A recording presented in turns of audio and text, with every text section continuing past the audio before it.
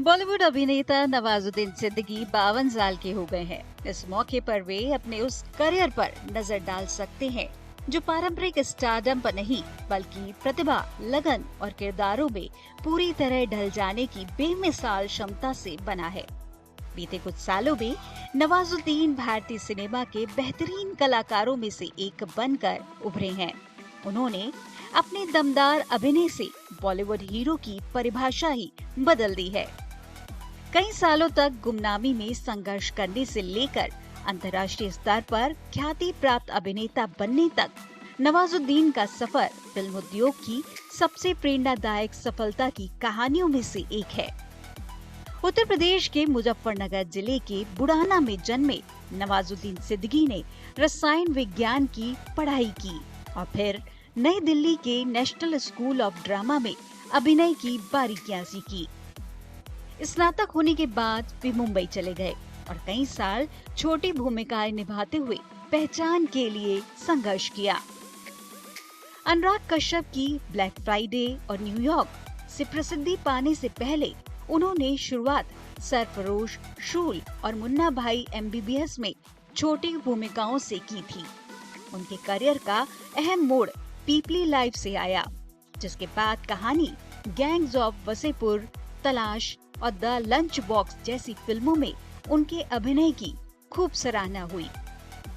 नवाजुद्दीन ने kick, Badlapur, Bajrangi Bhaijaan, Manjhi, the mountain man, Raman Raghav, Raees, mom, Manto, photograph और रात अकेली है जैसी फिल्मों में अपने शानदार अभिनय से अपनी सफलता का सिलसिला जारी रखा। उन्होंने सेक्रेड गेम्स जैसी वेब सीरीज में अपने दमदार अभिनय के साथ डिजिटल जगत में भी एक प्रमुख हस्ती के रूप में अपनी पहचान बनाई, जहां गणेश गायतोंडे के उनके किरदार को दर्शकों के बीच एक प्रतिष्ठित छवि मिली।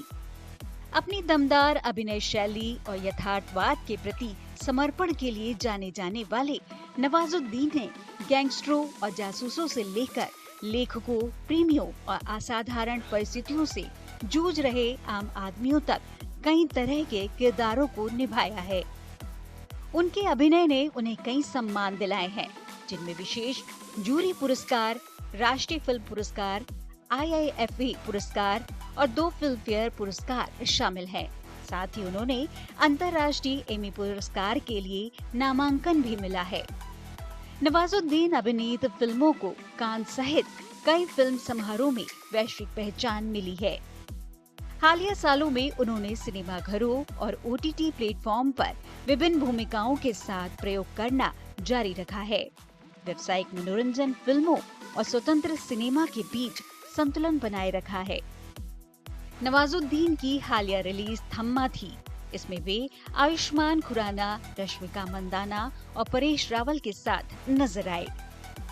52 साल के हो चुके नवाजुद्दीन सिद्दीकी भारतीय सिनेमा के सबसे सम्मानित अभिनेताओं में से एक बने हुए हैं। एक ऐसे कलाकार जिनकी छोटे शहर में सपने देखने से लेकर वैश्विक सिनेमाई प्रतिभा बनने तक की यात्रा दर्शकों और उभरते अभिनेताओं को समान रूप से प्रेरित करती है।